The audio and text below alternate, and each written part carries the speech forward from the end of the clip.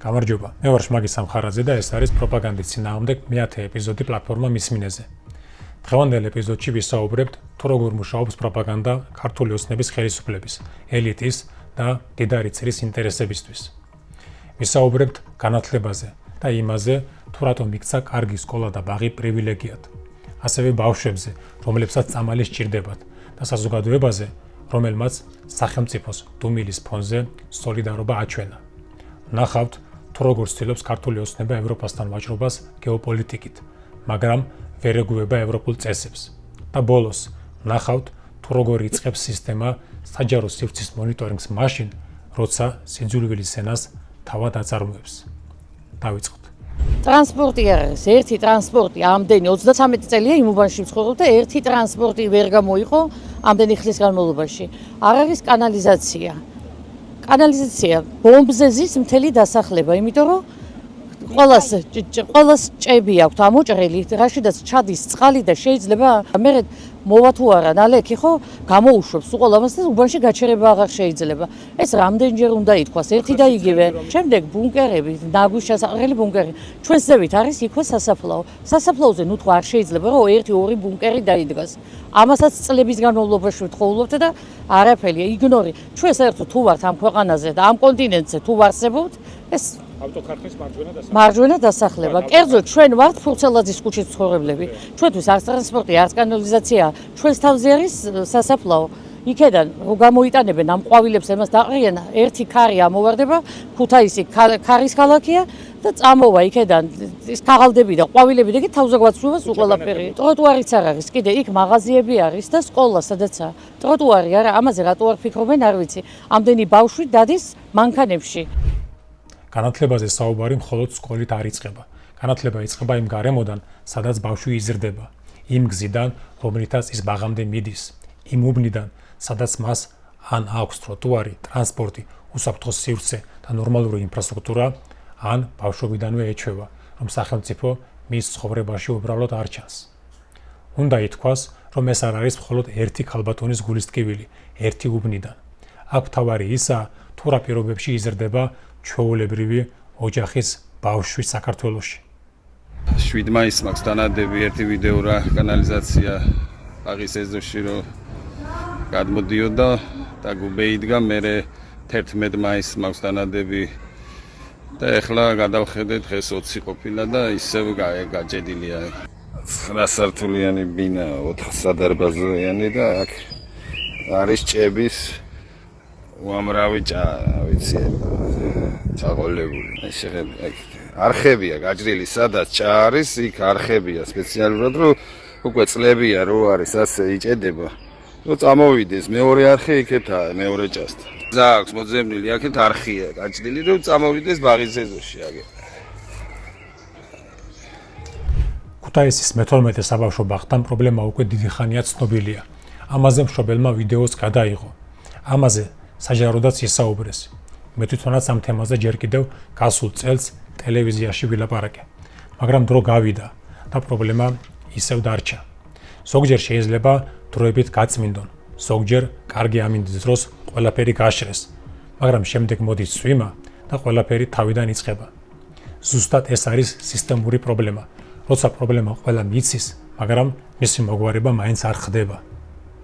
იგივე ლოგიკა ქუთაისსა და წყალტუბოს შორის გზაზეც. ადგილობრივები უკვე რამდენიმე კვირა ძლიერ სუნზე ჩივიან. ქარი ხან ქუთაისისკენ მიიტანს ამ სუნს, ხან წყალტუბოსკენ და ამ ფონზე განსაკუთრებით ირონიულია, როცა ქართული ოცნების პროპაგანდა ევროპაზე გველაპარაკება. ფილოსოფოსი ზაზა შათირიშვილი დანიაში განვითარებულ მოვლენებს ვრცელი წერილით ეხმიანება და ევროკავშირის და მსოფლიო ლიდერების დუმილზე ამახვილებს ყურადღებას.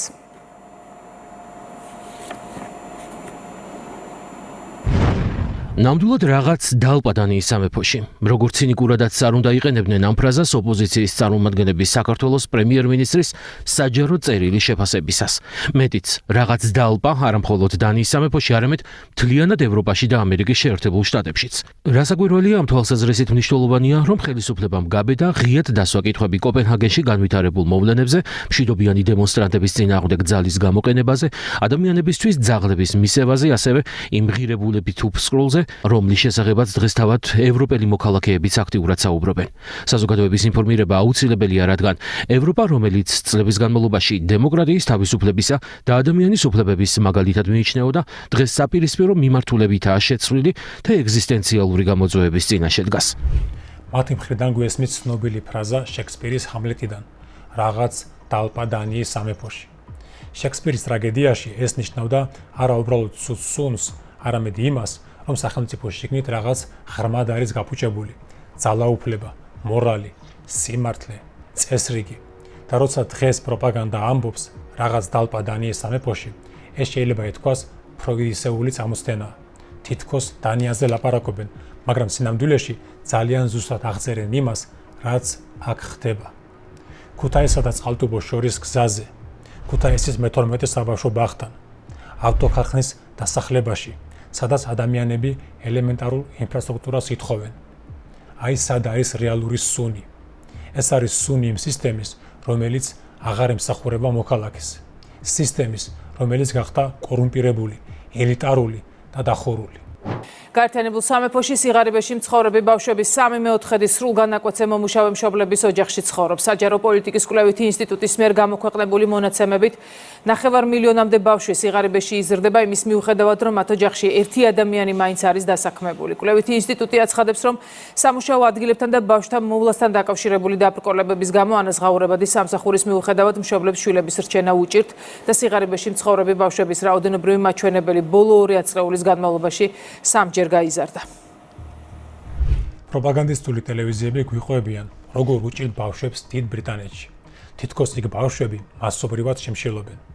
მაგრამ არ უხსნიან მაყურებელს, რომ საუბარია შედარებით სიღარიბეზე, ანუ ოჯახზე, რომლის შემოსავალი ბრიტანეთის მედიანური შემოსავლის 60%-ზე ნაკლებია.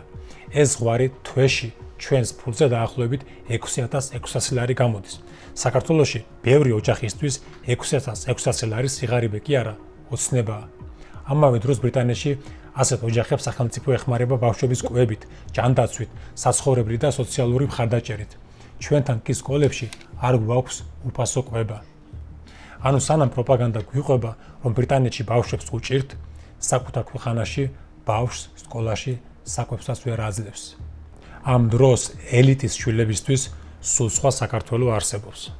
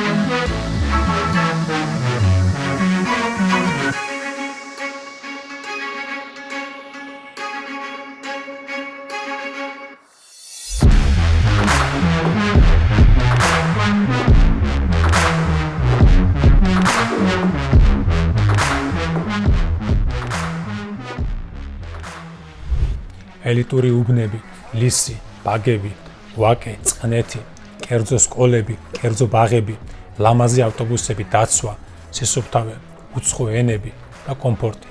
თავიანთი შვილებისთვის მათ უკვე ააშენეს პატარა ევროპა. ხალხს კი ევროპით აშენებენ. ჩვენ ცხოვრობთ ქვეყანაში, სადაც კარგი განათლება და უსაფრთხო გარემო პრივილეგიად იქცა. ერთ ბავშვს აქვს კამპუსი, ავტობუსი და დაცული ეზო. ხოლო მეორე ბავშვს აქვს დანგრეული გზა, ცუდი ტრანსპორტი, კანალიზაციის სუნი და სკოლა, სადაც შეიძლება საკვებიც არ ჰქონდეს. და მერე გვიკვირს, რატომ ვერ ვითარდება ქვეყანა. როგორც 2x2 არის 2. რა ბრძანე? რას გასწავლიდან შეუბედურო გიმნაზიაში? არა ბატონო, არა, ასეთი ცოდნით ვერ გავფრინდებით. არა და უნდა გავფრინდეთ. ქვეყანა ვერ გაფრინდება, თუ ფრენის შანსი მხოლოდ ელიტის შვილებს აქვთ. ქვეყანა ვერ გაფრინდება, თუ ერთ ბავშვს აძლევენ ევროპულ განათლებას, ხოლო მეორეს ეუბნებიან, მოითმინე, ასეთია ცხოვრება. ქვეყანა ვერ გაფრინდება, თუ განათლება არ არის საერთო ეროვნული პროექტი. სპიზა 2022-ის კვლევის უახლეს მონაცემებზე, რომელთა მიხედვითაც 15 წლის ქართველი მოსწავლეების ცოდნა და უნარები მათემატიკაში, წაკითხulis გააზრებასა და საბუნებისმეტყველო მეცნიერებებში 2018 წელთან შედარებით არ გაუმჯობესებულა. კვლევის მიხედვით მათემატიკის მეორე საბაზო დონეს ქართველ მოსწავლეთა 34%-მა მიაღწია. ეს მონაცემი მნიშვნელოვნად ჩამორჩება იმ ქვეყნის შედეგებს, რომლებიც პიზას შეფასებაში მონაწილეობენ. წაკითხulis გააზრებაში დაახლოებით 33%-მა მიაღწია კითხვის მეორე ან უფრო მაღალ დონეს, ხოლო საბუნებისმეტყველო საგნებში დაახლოებით 35%-მა. კერძო სკოლის მოსწავლეები უფრო მაღალ შედეგს აღწევენ, ვიდრე საჯარო სკოლის მოსწავლეები. ყოფილ საბჭოთა რესპუბლიკებთან შედარებით საქართველოს სამივე კატეგორიაში ჩამორჩა. უკრაინის იმ ტერიტორიებს, სადაც კვლევის ჩატარება მოხერხდა 27-დან 18 ოლქში. აზერბაიჯანს მხოლოდ საბუნებისმეტყველო მეცნიერებებში აჯობა. სამივე კატეგორიაში ჩამორჩა მოლდოვას, ლიეტუვას, ყაზახეთს და ესტონეთს. PISA 2022-ის მიხედვით საქართველოში 15 წლის მოსწავლეების შედეგები მათემატიკაში, კითხვასა და საბუნებისმეტყველო მეცნიერებებში საშუალოზე დაბალია. მათემატიკაში მინიმალურ საბაზისო დონეს საქართველოში მხოლოდ დაახლოებით 34% აღწევს. ეკონომიკური თანამშრომლობის და განვითარების ორგანიზაციის საშუალო 69%-ია. ანუ ჩვენთან ბავშვების დიდი ნაწილი საბაზისო დონესაც ვერ გადის. და აქვე მინდა გავიხსენო კიდევ ერთი საკითხი, რომელიც ნათლად აჩვენებს ქართული ოცნების დამოკიდებულებას. ნახოთ ეს ვიდეო.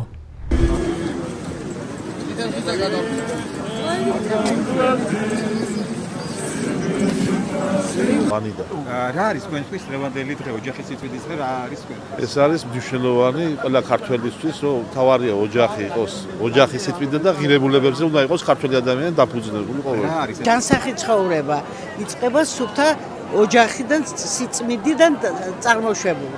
ემიგრაციაში რომ არიან ქალბატონები ამაზე რა სიტყვით? ოჯახებში რომ აღარ არიან წლები 10-15 ეს უფარს ვევედროთ, რომ დაბრუნდნენ და გაერთიანდეს ქვეყანა. მცველობა ქიშველის ხო? ბატონო, მცველობა აუცილებელია ამისთვის. მცველობა? თქვენ ადგილობრივი ხართ? არა. თქვენ ჩამოგძანდით? ხარაგაულიდან. თქვენ საიდან ჩამოგძანდით? ვანის რაიონი. ეს დღე წლებია იქცა არა ოჯახის დაცვად, არამედ პოლიტიკური მობილიზაციის ინსტრუმენტად. წელს მსვლელობები 10 ქალაქში გაიმართა, მათ შორის ქუთაისშიც. და ძალიან სიმბოლური იყო ის კადრები, სადაც ჟურნალისტი მონაწილეებს ეკითხებოდა, თუ საიდან იყვნენ ჩამოსულები. პასუხებში ისმოდა არა ქუთაისის უბნები, არამედ სხვადასხვა რაიონები, სოფლები, პატარა ქალაქები. ანუ ეს არ იყო ქალაქის ბუნებრივი შეკრება, ეს იყო ჩამოყვანილი ხალხი. ბიუჯეტზე დამოკიდებული ადამიანები, სკოლების და საბავშვო ბაღების თანამშრომლები. ადამიანები, რომლებსაც ხშირად ძალიან კარგად ესმით, რომ ასეთ ღონისძიებაზე არ წასვლა შეიძლება პრობლემად ექცეთ. და სწორედ აქ არის ყველაზე დიდი ცინიზმი. ქუთაისი და იმერეთი ერთ-ერთი ყველაზე მძიმე ემიგრაციის რეგიონია. რამდენი ოჯახია დაშლილი, რამდენი დედა მუშაობს უცხოეთში, რამდენი ბავშვი იზრდება მშობლის გარეშე. რამდენი ოჯახი ცხოვრობს ვიდეო ზარებით, გზავნილებით და მოლოდინით. აი ზუსტად ეს არის რეალური ქართული ოჯახის ტკივილი. არა ლოზუნგები, არა მსვლელობა და არა პარტიული ღონისძიება.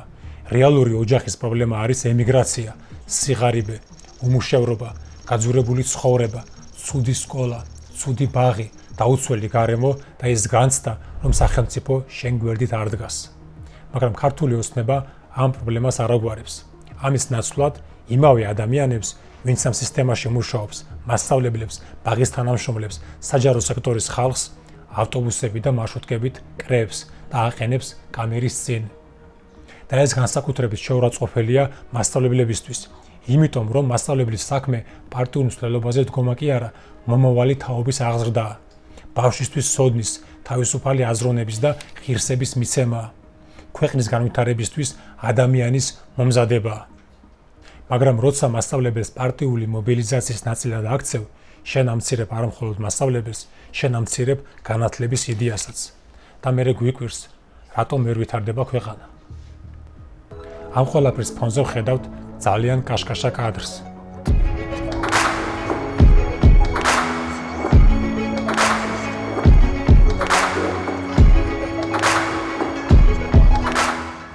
ქუთაისში ყოფილი პარლამენტის შენობაში ტექნოლოგიური ჰაბის გახსნას გვპირდებიან.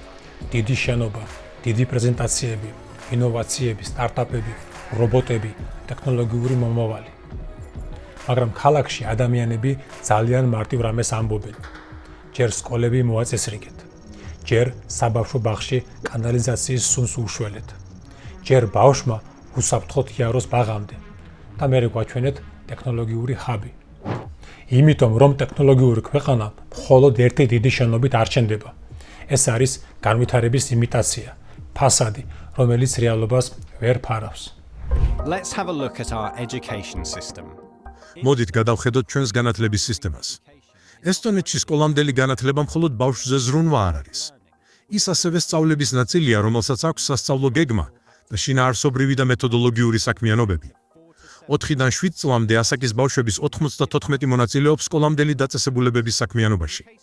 ზოგადი განათლების შემთხვევაში, რომელიც ორიენტირებულია მოსწავლეზე და იყენებს ფორმატიულ შეფასებას, PISA 2018-ის შედეგები თავად მეტყველებს.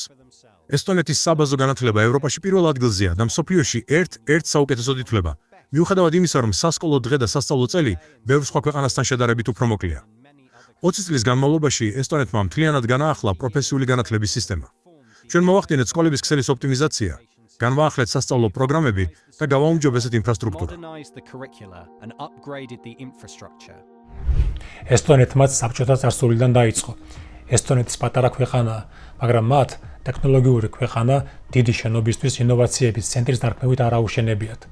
მათ დაიწყეს სკოლიდან, საჯარო განათლებიდან, ბავშვის თანაბარი შანსიდან, ციფრული უნარებიდან, მასწავლებლის გაძლიერებიდან. ესტონეთის განათლების სისტემა ერთ მთავარ იდეაზე დგას.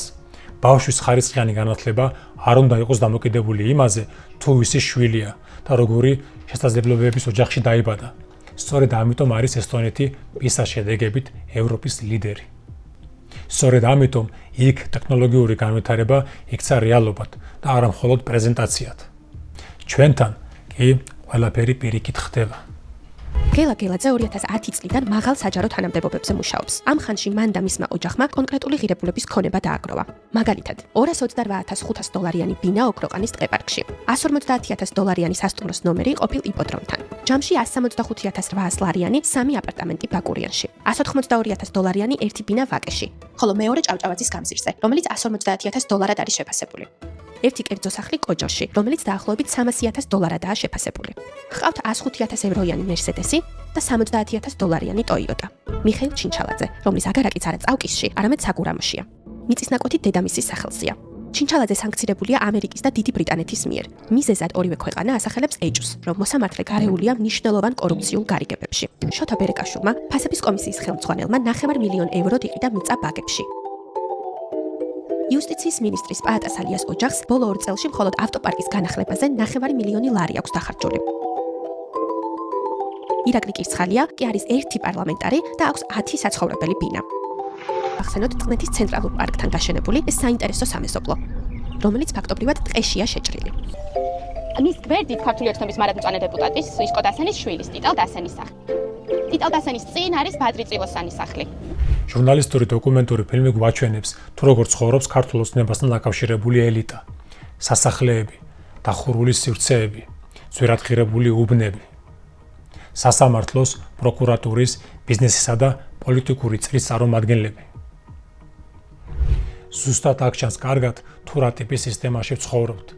თუ სახელმწიფოსთვის ჩვეულებრივი ბავშვის გზა საბავშვო ბაღამდე პრიორიტეტი არ არის, მაშინ არც ტექნოლოგიური ჰაბი გვიშველის, არც ლამაზი პრეზენტაცია და არც ევროპაზე დაცინვა. ქვეყანა ვერ განვითარდება, თუ განვითარება მხოლოდ ელიტის შვილებისთვის არსებობს. და ქვეყანა ვერ გაფრინდება, სანამ ბავშვებისთვის განათლება, უსაფრთხოება და ღირსეული გარემო პრივილეგიაა და არა უფლება. მაგრამ იქ, სადაც სისტემა ვერ მუშაობს, ზოგჯერ საზოგადოება აჩვენებს, როგორი უნდა იყოს ნამდვილი სახელმწიფო. სტუდენტებმა კი ბავშვების დასახმარებლად უკვე $1,000,000-ზე მეტი შეგროვება შეძლეს. სოლიდარობის უპრეცედენტო აქცია ახალ მასშტაბს საათობრივად აღწევს. ახალგაზრდებმა უწყვეტი ლაივ მარათონი მას შემდეგ წამოიწყეს, რაც დივშენის მქონე ბავშვების დახმარებაზე უარი ოცნებამ ხალხის ფულზე ზრუნვად გაასაღა. თანხა დივშენის სინდრომის მქონე ბავშვების საჭიროებებს მოხმარდება, სამედიცინო სხვა სახის ტექნიკას, ასევე აუცილებელ ქირურგიულ ოპერაციებს. ამ დღეებში ძალიან კარგად გამოჩნდა ერთი რამ. ჩვეულებრივმა ადამიანებმა შეძლეს ის, რაც სახელმწიფომ ვერ შეძლო. ვიღაცამ 1 ლარი გადარიცხა, ვიღაცამ 5, ვიღაცამ 10. სტუდენტებმა ერთ დღეში 100.000 ლარი შეაგროვეს. და ამ პატარა თანხებმა ძალიან დიდი რამ აჩვენა. საზოგადოებას ჯერ კიდევ შეუძლია ერთმანეთის გვერდით დადგომა. მაგრამ აქ ჩნდება კიდევ ერთი კითხვა. სად არიან ჩვენი ცნობილი სპორტსმენები?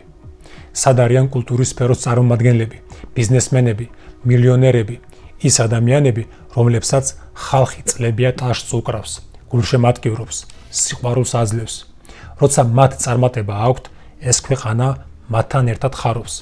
როცა ფეხბურთის ნაკრები ევროპის ჩემპიონატზე გავიდა, ადამიანები სიხარულით ქუჩაში გამოვიდნენ. ვიცექი მოედანზე და ჩემს სიხარულს საზღვარი არ ჰქონდა.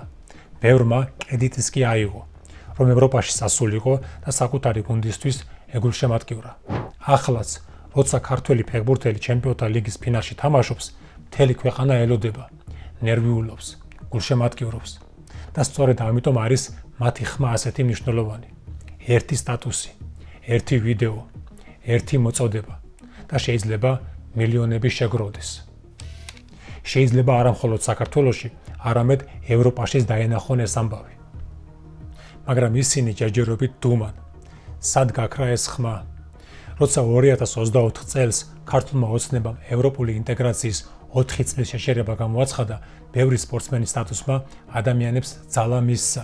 ისინი წერდნენ, რომ საქართველო ევროპაა, რომ ძალადობა მიუღებელია, რომ ხალხის ხმა მნიშვნელოვანია. და მაშინ ეს სიტყვები ქუჩაში მდგომ ადამიანებს იმედს აძლევდა. მაგრამ დღეს, როცა დიუშენის დიაგნოზის მქონე ბავშვების მშობლები დახმარებას ითხოვენ, როცა სტუდენტები ლაივში აგროვებენ ფულს, როცა საზოგადოება ცდილობს სახელმწიფო სიცარიელი შეავსოს, ეს ხმები თითქმის აღარ ისმის. და ესეც ძალიან ბევრს ამბობს. შეიძლება ადამიანს პოლიტიკაში ჩარევა არ უნდოდეს, შეიძლება არ უნდოდეს პარტიული განცხადება, მაგრამ ბავშვის სიცოცხლე არ არის პარტიული საკითხი. არც მშობლის სასოწარკვეთაა პარტიული საკითხი და არც წამლებისთვის ბრძოლა. თუ შეგიძლია ხალხის სიყვარულით იცხოვრო, თუ შეგიძლია ამ ხალხის მხარდაჭერით გახდე ლამის ეროვნული გმირი, მაშინ იმავე ხალხის ყველაზე მძიმე წუთშიც უნდა გქონდეს ხმა. რადგან დუმილიც არჩევანია. როცა მთელი ქვეყანა ბავშვებისთვის ფულს აგროვებს, ცნობილი ადამიანების დუმილი უკვე უბრალოდ სიფრთხილე აღარ არის. ეს არის დისტანცია იმ საზოგადოებისგან, რომელმაც ისინი შეიყვარა.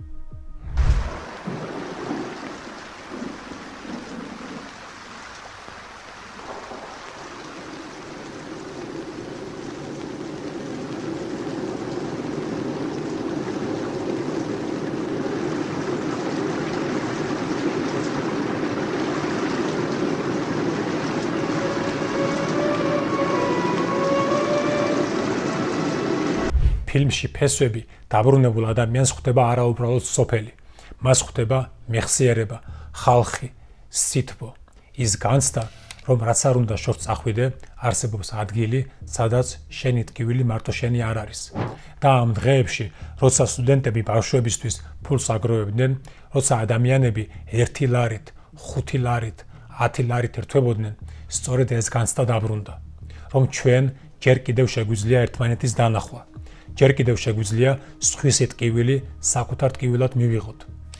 როცა სახელმწიფო დუმს, ჯერ კიდევ შეგვიძლია თქვათ, მე აქ ვარ, მე ვხედავ, მე გვერდით აგიდგები. ზუსტად ეს არის ფესვები, როცა ბავშვის გადასარჩენად უცნობი ადამიანი ფულს რიცხავს. როცა სტუდენტი ღამეს ათენებს ლაივში, როცა მშობელი მარტო აღარ რჩება. და თუ ამ ქვეყანას რამე გადაარჩენს, სწორედ ეს განცდაა, რომ ჩვენ ერთმანეთი არ უნდა დავკარგოთ. გადავიდეთ შემდეგ თემაზე. როცა საზოგადოებამ ევროპული ღირებულებების საქმით აჩვენა, ხელისუფლება ევროპასთან ისე ლაპარაკობს, თითქოს ღირებულებები მეორე ხარისხოვანია. Among all those attacks, the government of the Federal Republic of Germany has, in writing, many times stated that I'm merely articulating our policy, our position, our opinion, our concerns as friends of Georgia. And, there's, I guess we're speaking about a narrative. And the Georgian Dream has developed this narrative, which I think is also completely false. It's invented narrative about a global war party, about a deep state, liberal fascism, running this conspiracy against Georgia. So it's invented, it's false. I've spoken about this many times. I've been working for the German government for 40 years. I never saw the deep state. And, who is the deep state? Can we have a name? Can we have a face? And I don't think it's a very smart policy. I don't think it's in the best interest of Georgia to pick on the German ambassador in this way, to slander the German ambassador in this way, because, just to repeat, Germany has been a friend and Germany will continue to be a friend. როცა ქართული ოცნება საკუთარ მოქალაქეებს წლები აეუბნება, რომ დასავლეთში არსებობს რაღაც საიდუმლო ძალა, რომელიც საქართველოს წინააღმდეგ მუშაობს, ელჩს აქვს უფლება იკითხოს: რას გვაბრალებთ, რატომ და რის საფუძველზე? პასუხის ნაცვლად დაიწყო ისევ ძველი ტექსტი. ეს არის ანტიქართული განცხადება. შიდა საქმეებში ჩარევა, საქართველოს წინააღმდეგ მოქმედება. მაგრამ სინამდვილეში აქ არაფერია ანტიქართული.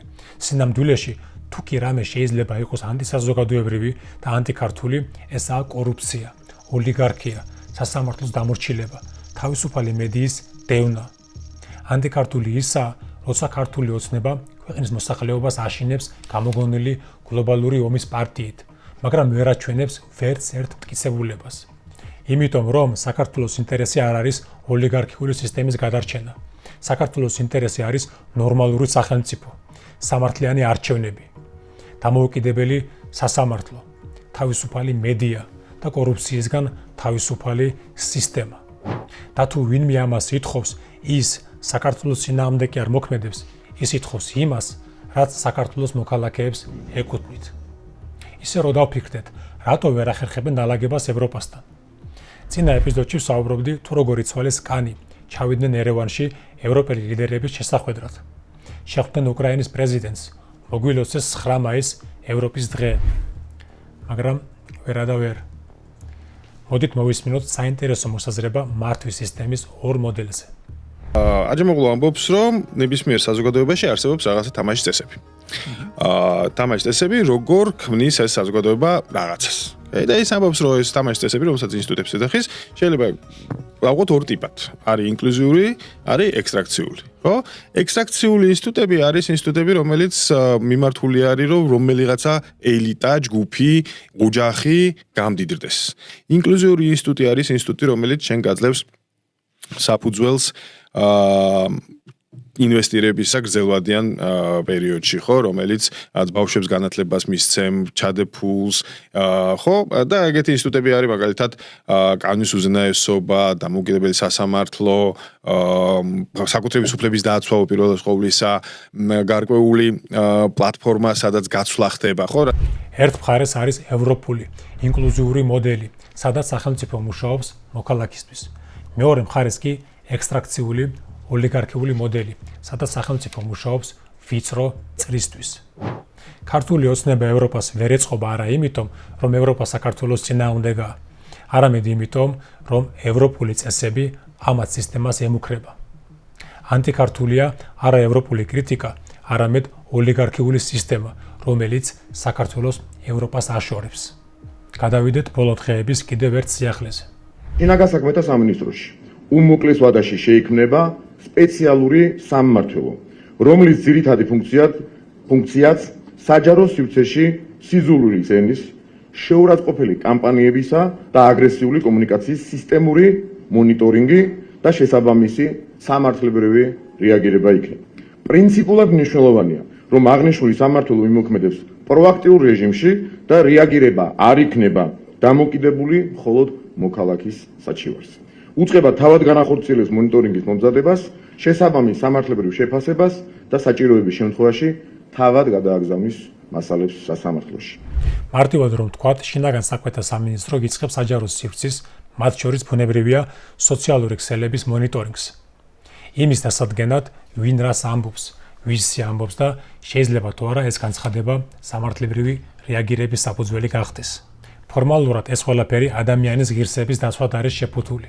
მაგრამ საკითხავია, ვინ დაიცავს ადამიანის ღირსებას იმ ეგრეთ წოდებული ხელისუფლებისგან, რომელიც თვითონ წლებია ღირსებას ლახავს, რომელიც კრიტიკოსებს, აგენტებს ეძახის, სტუდენტებს, ჟურნალისტებს, არასამთავრობოებს და ოპოზიციურად განწყობილ მოქალაქეებს ქვეყნის მტრებად წარმოაჩენს.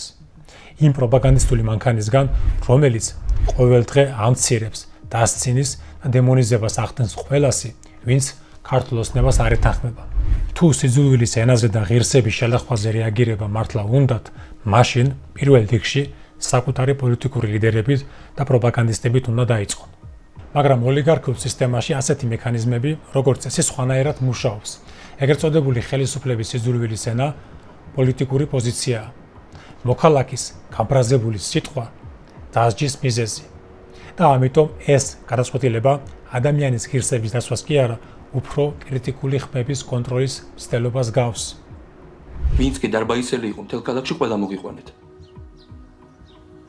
შედერე.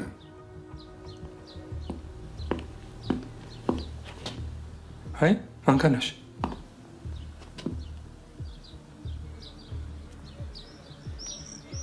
ჯანდაბა შენი თავი და იმათიც. ჩავსვათ ყველა. გმადლობთ ბატონო ვარლა. დოქსებულო. შენ დედა ხარ.